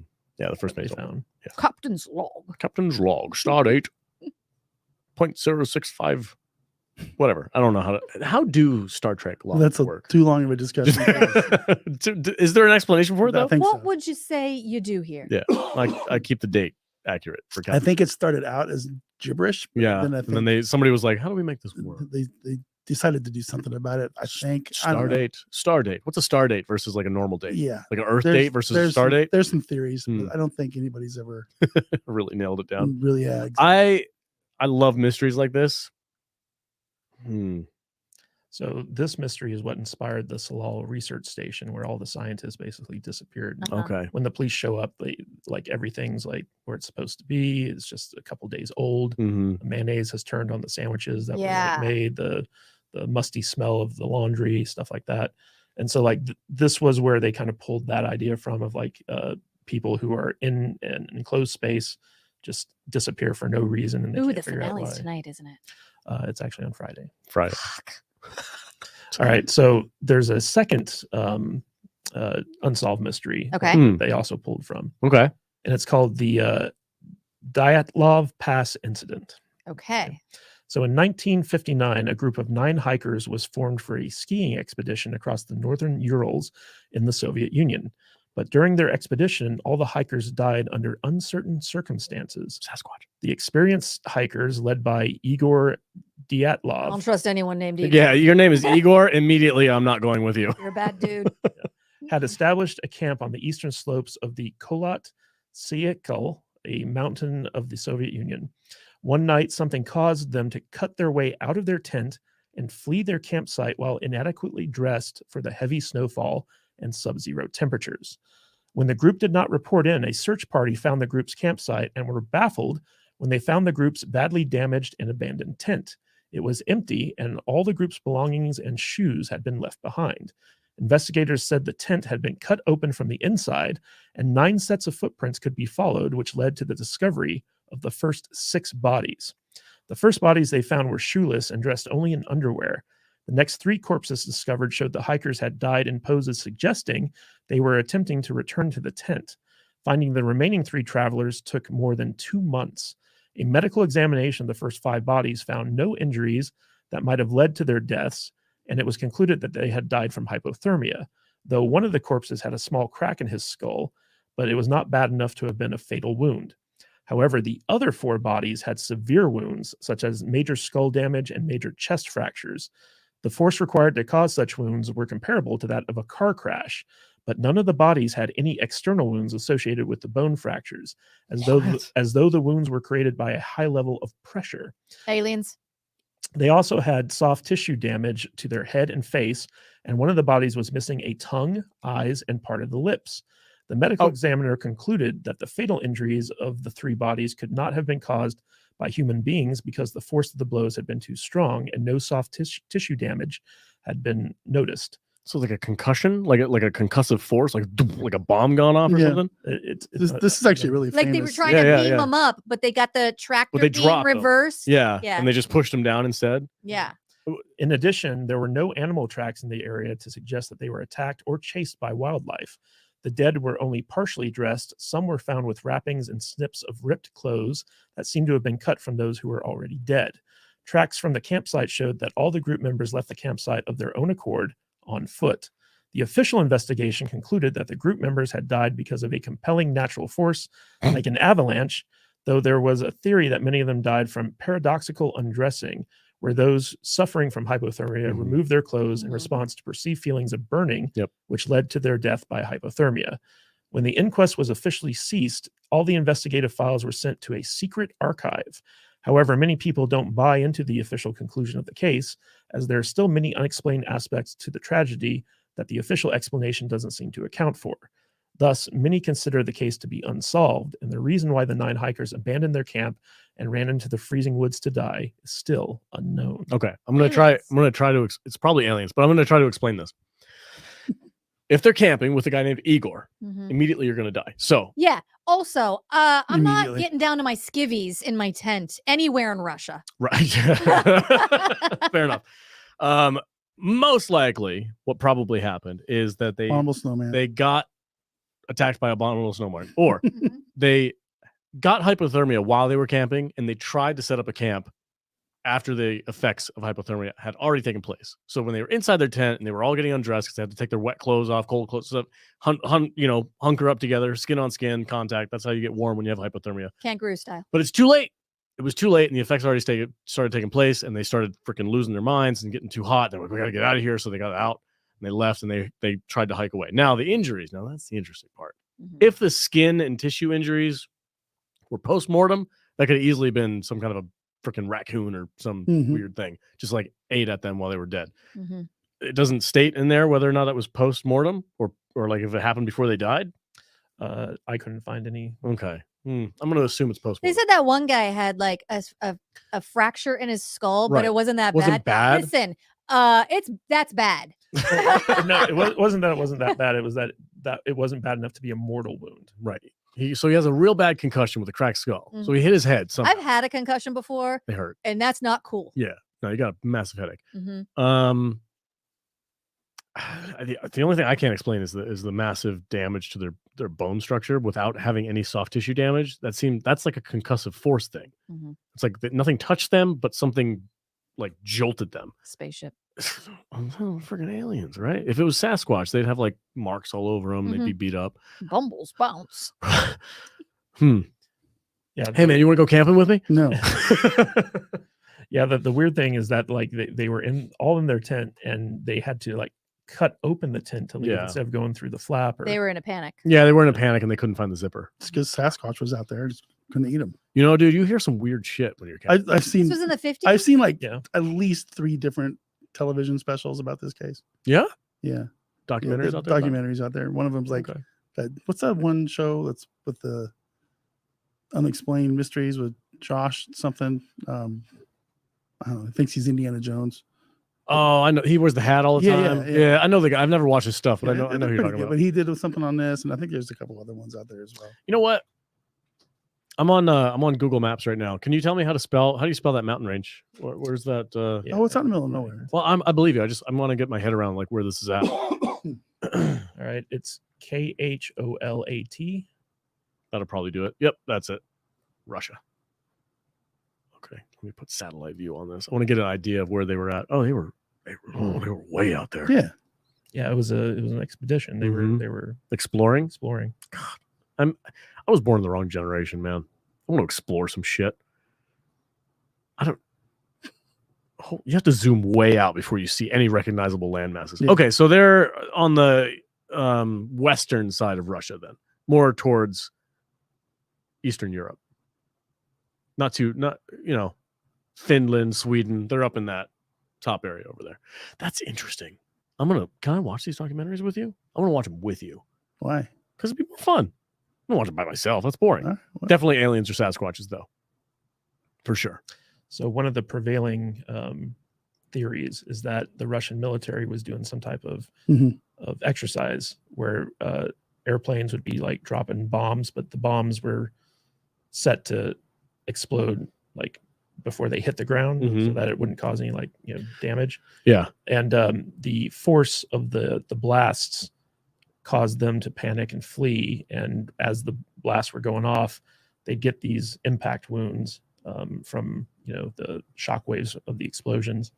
But according to official records, there were no military exercises going on in that Right. region. Or Do you anything like trust? that. Do you trust Soviet Union records to tell you No, that? no, not at all.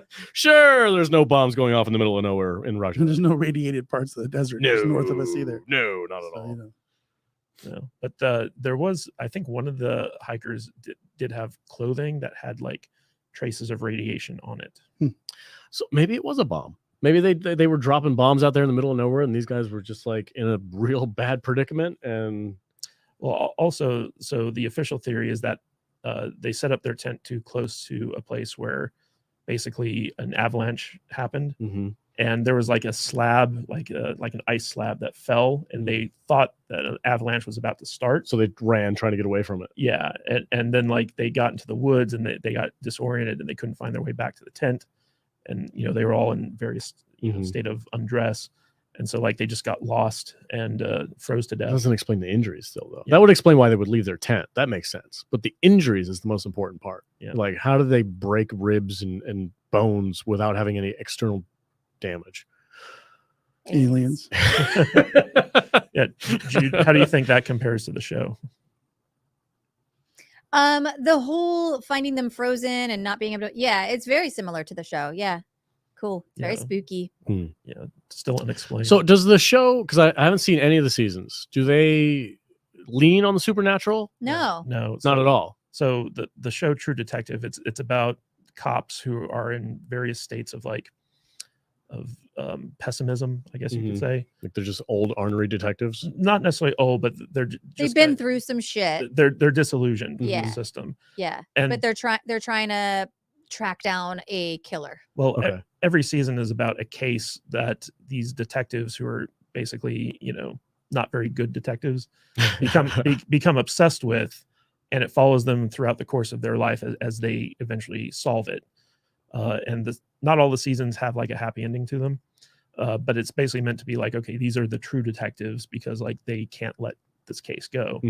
And the first 3 seasons were very straightforward, like police procedural stuff. And this season's been getting some criticism because it seems like they're including supernatural elements. Going down a more X-Files kind of vibe. Not necessarily X-Files, but like there's a lot of like hallucinations and like weird stuff. And it takes place in a town in Alaska where during like the 60 days of night type thing.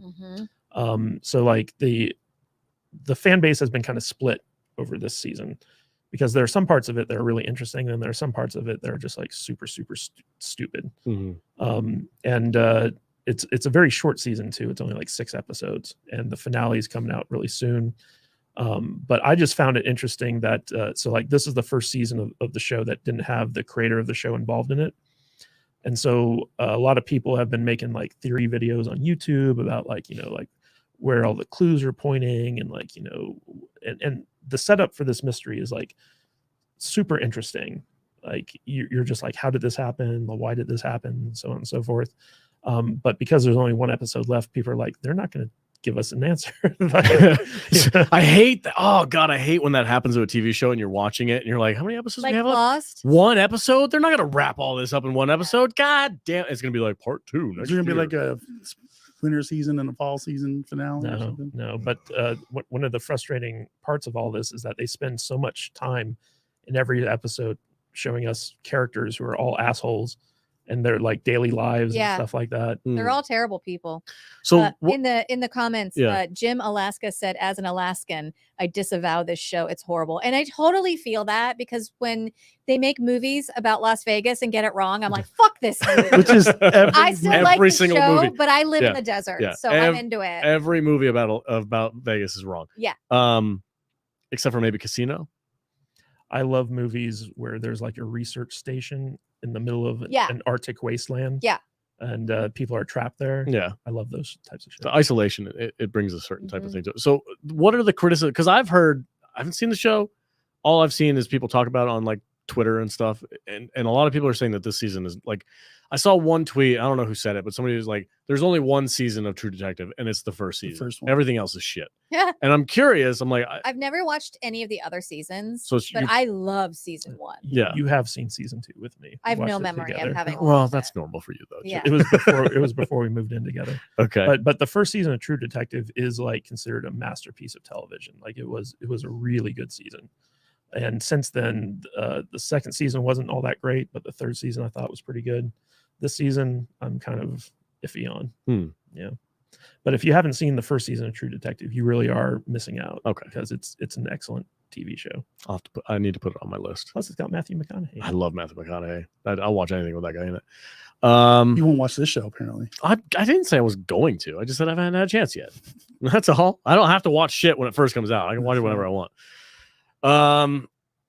All right. Well, is that it? Is that those are the true stories of the inspirations True behind detective the mysteries. true stories. True Yes. Detective True Stories? True All right, cool. stories. I dig it. I like the true stories more than I like the TV show stuff, though. That I'll watch a documentary about a weird shit that happens in the woods before I watch a based on TV show or movie. You know what I mean? Like it's always like, oh, this is based on this mystery. I'm like, oh, I'm just gonna go watch that Yeah. because that seems more interesting to me. All right, let's see here. Yeah, Jim Alaska says he disavows the show. Okay, fair enough. He says Vegas is awesome. Sure, that's your opinion. Fine.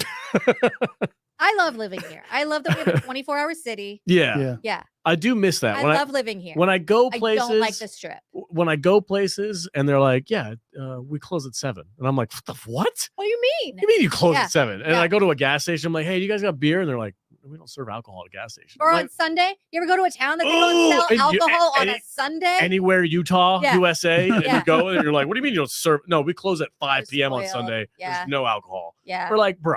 I went on a road trip with some friends to California, and I forget what town we were staying in, but we like got into town at like 10 at night. Right. We were all starving. We stopped to get gas, and we were like, yeah, let's just go like hit a Denny's or something.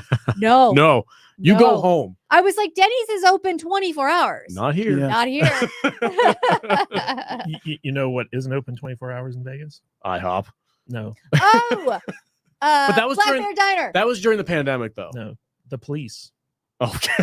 Facts. Yeah. Fucking The, facts. the police shut. They're Eight- open 9 to from 5. At least 9 to the 5. detective's Uh-huh. office. 9 to 5, motherfuckers. You're Call gonna- somebody else. You're gonna have to come back tomorrow. Yeah. That is true. The detectives only Yeah. work 2 days a week, Yeah. and if as long as you rob people after 6 p.m., you're fine. Yeah, you're fine. Yeah. Real quick, $5 super chat from Astro Nerd Boy. Northern Exposure is the only Alaska show I like. I haven't seen that. That's Is a fun show. Is it like Discovery Channel? It What was- is it? It was an old No. quirky- It's like a What's it? Oh, it's It like was a quirky dramedy from the Yeah. 90s. okay. All right. Yeah, it's good. You know what what's that show where they follow people that live above the Arctic Circle? Oh shit, what's that show called? But I can't remember what it's called, but it's on like Discovery or History Channel or something like that. But they follow this lady who lives up in the middle of freaking nowhere by herself at like a random outpost in the Arctic Circle somewhere. And she's just like a stopping point for these other places to get like supply up and stuff like that. And she's out there like fighting polar bears by herself. Mhm. I want to meet that woman. That is a freaking salt of the earth hard woman. She freaking, you do not fuck around with You're that so lady. weird, dude. I love it. It was You're so cool. Okay, so the last thing that I wanted to bring up before we close out the show, we're going on 2 hours, guys, and we have a lot of technical difficulties, so we do Yeah. appreciate you guys hanging out with Thanks us. for hanging in there. The last thing I want to make sure we covered this because it involves a friend of ours, Chris Gore. Elon Musk retweets Chris Gore's video about Amazon Studios diversity, equity, and inclusion rules that will end creativity. I watched Chris Gore's video. It's go check it out. We might be able to put it in the description if we haven't already. It's a great video done by Chris and what's his partner's name again? Alan. Thank you. But I was just shocked. I'm scrolling through Instagram and Elon Musk and then it says Chris Gore and I'm like, what?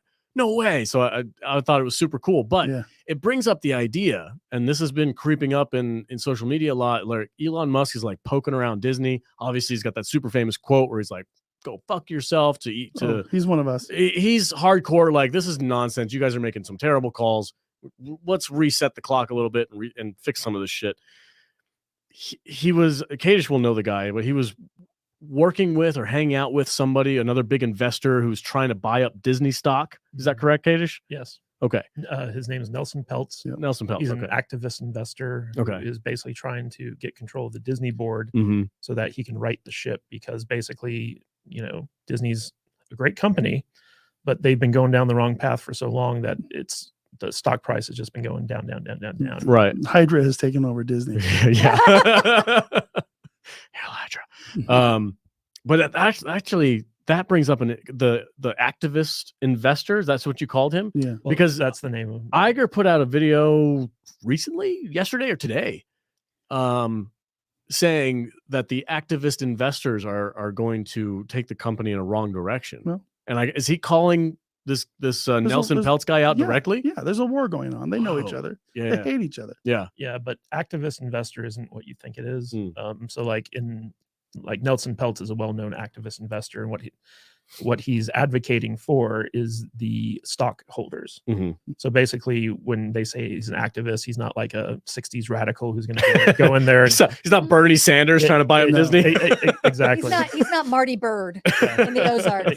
Exactly. So like what he does is he goes in there and he basically gets rid of all the bad actors who are causing the stock price to go down, and he installs his own people and gets it so that the stock price starts going up again. And that's his activism. Is basically and he wants everybody to make money. Exactly. Himself included. Exactly. And he wants companies to be healthy. And so like he takes over, like he does hostile takeovers of companies that aren't doing well, and then fixes the problems so that the investors can get their money back. Oh, that's interesting. I like that kind of activism. Maybe. I don't know. I feel like term. Yeah. Hostile takeover. Yeah. But it was just interesting because Elon's bouncing around all over the place. Like you said, he's one of us, right? He's calling these people out for all this DEI stuff. I resent you saying that. Don't fucking lump me in with that whack. Well, I know you're like very hesitant to trust anybody who's making these kind of moves. I get it, Jude. I understand where your perspective. I'm not one of anyone. I do get it. I do. You're an outsider. Yeah. But you do agree that fucking one of us, me. But you do agree that movies, especially Disney, has been going in a real weird direction lately, and they're not a good direction. Movies before either, so fair enough. I'm out. So this idea that so now Amazon has got the eyeball of Elon as well, and this whole DEI stuff is taking companies in a terrible direction. All the content that they've been putting out is terrible. I wanted to talk about Halo this week too, but we might push that off until later. Because it's guilty of the same things. It's like, let's just throw whatever we can at there, check all the boxes, and make a terrible show, and nobody wants to watch it. Yeah, basically, this week alone, Elon has come out on his X feed and showcased like a check sheet for Amazon Studios about like how much diversity has to be included in all their stuff. 30% of the characters have to meet these requirements, and Disney has something similar to this. And basically, the Film Threat article that Chris Gore is behind analyzes these things and talks about how detrimental they are to the creative process, because you're shoehorning in all this stuff. It's basically affirmative action for Hollywood. Sure, essentially. And Elon is not having any of it. But a lot of this was born out of Bob Iger coming back and pulling Disney's advertising and accusing Elon of being an anti-Semite. And that's where you got that famous go F yourself moment when Elon was on stage. And Bob Iger, you're going to blackmail me with advertising money? Go fuck yourself. Yeah. And Bob Iger was in the audience because he had just been on stage with Elon. And so Elon basically is now cozying up to Nelson Peltz. And there's rumors that he may help fund Nelson's takeover of the board to get more board seats. Nelson Peltz has already teamed up with Ike Perlmutter, who was the head of Marvel, and he got kind of shunted aside, but he has tons of shareholder stock, voting stock. So if they get above 51%, then they can kick Iger out, right?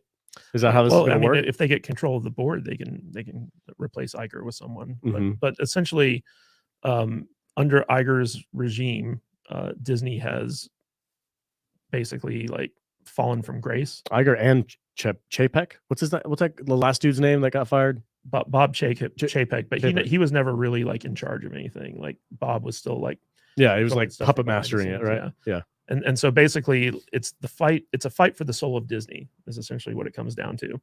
But the fact that Elon has been laser targeted at kind of shooting across the bow of Disney, that pretty wild. Yeah, dude. Yeah. He didn't just retweet something from Chris. He actually took a link Mhm. to the Film Threat video Yep. and did a tweet about it and basically said, watch this video. Yeah. Are we able to actually call up to see like how many views that video Yeah, absolutely. I got it pulled up right here. Let me see how many.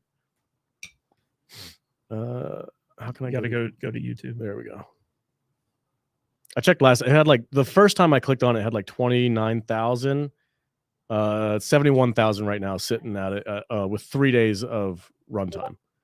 So yeah, good deal. I know Jude's nervous about Elon Musk, but I just love that. Quit giving him power.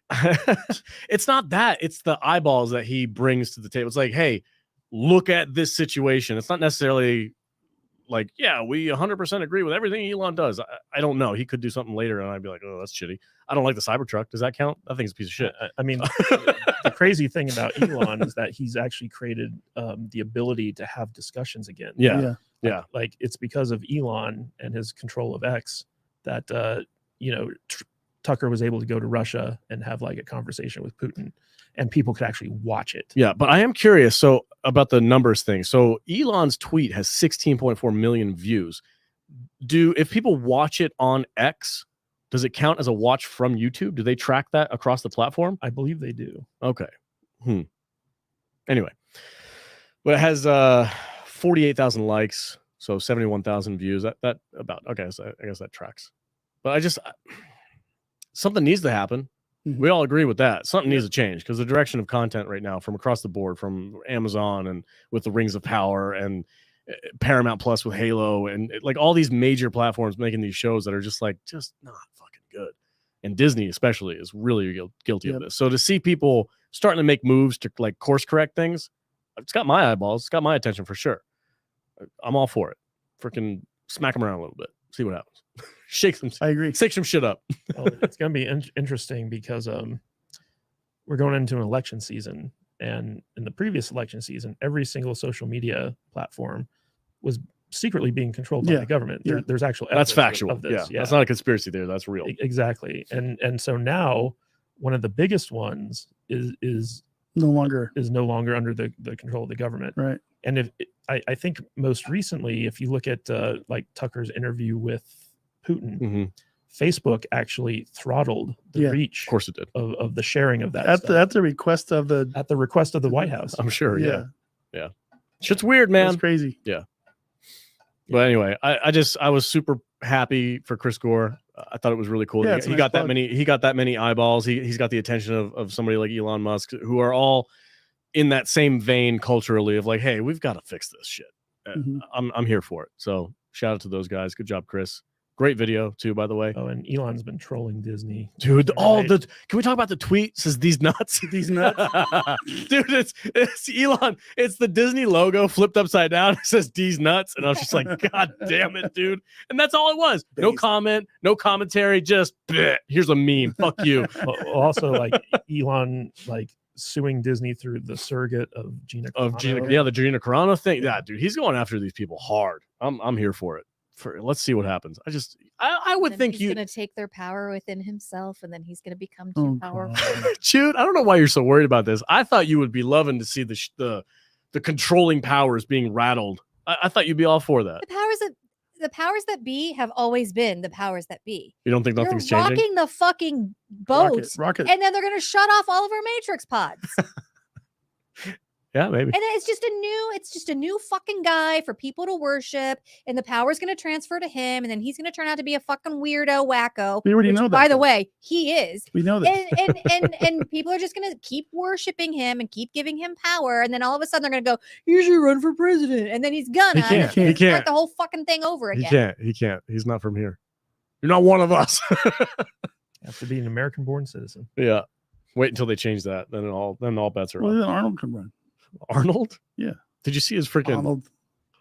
Be a good neighbor. No, neighbor. No, neighbor. I love that. That was the best commercial of the Super Bowl. Yeah, that was the easiest one. Yeah. The chopper. It's pronounced chopper. No, get to the chopper. Had to bring Danny DeVito in. Yeah. They had a lot of cameos. There was somebody else in that one too. I can't remember who it was. At the very, very end. I haven't seen that one yet. You haven't seen that? No. It's good.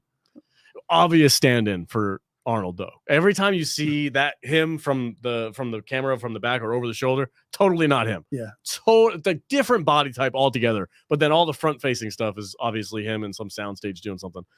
Funny stuff. All right, folks. Well, that is our 2-hour show. Again, I do apologize for all the issues that we've been having. Thank you so much for hanging in there with us. Despite that, we will troubleshoot what's going on. Because obviously, I was blaming Alienware. Apparently, that's not the problem. So I apologize to. I was just one time the aliens weren't responsible for the mystery. I apologize to the shitty Dell computer in the other room that we replaced because it wasn't the problem. We'll figure it out. V, you got any final words? Say goodbye to the chat. I don't. You don't? I don't. Okay. Just thanks, buddy. I don't know. Thanks for helping me. I was really appreciate that. I felt a little checked out the last half hour. Yeah, I understand why. But it's cool. Yeah. You don't understand anything. What are you understanding? I get you. Okay. I get you. I get you too. The chat gets you too. Okay. Okay, boo. That's all right. William Forbes, I will have that Sasquatch shirt done today. I'm actually going to set an alarm right now. I'm going to go home and I'm going to do it. And I will post it. We'll put it on our store. It'll be great. Buy it. We'll discount it too. See everybody on Saturday. He's checked out. Yeah, he'll see you next week. See you whenever. Jude, any final words of warning to the people? I'm just loving V right now. He's just like, what is even the world? Whatever, man. Whatever. What is Earth? What's a weird word? Thank you for everyone who hung in there with us during our technical difficulties. Sorry about all of that. Loving the chat. Thanks for everybody who's in the chat. Thanks for all of the super chats and the 5 memberships that yeah, it's awesome. Shit, who was it? It was Nobody G. Nobody G. Yeah, thanks so much for that. We love you guys. We do this for you, and thanks for coming in here with us every Tuesday. Yep. And Kadish, I'm gonna go listen to some Creed. With arms wide open. Should we just let's do it together? Yeah, I said, should we do karaoke? You want to come over tonight and do karaoke? Yeah, a Creed karaoke, dude. A Creed karaoke night. That's what it takes. Oh, I think if we get Tom in there too, we could have a real good time. Tom loves karaoke. He does. I believe him. He's Japanese. Yeah, he does. Kadish, final words of advice to people and say goodbye. Thank you for tuning in and bearing with us as we're dealing with our technical difficulties. I'm still dealing with them. So. It's kind of a clusterfuck. It's a little bit of a fucked up show right now. I feel really bad. It happened like 4 times. That's it? Boy. Yep. Cool. All right, guys. On that incredible disappointment, we're going to end the show. See you next week.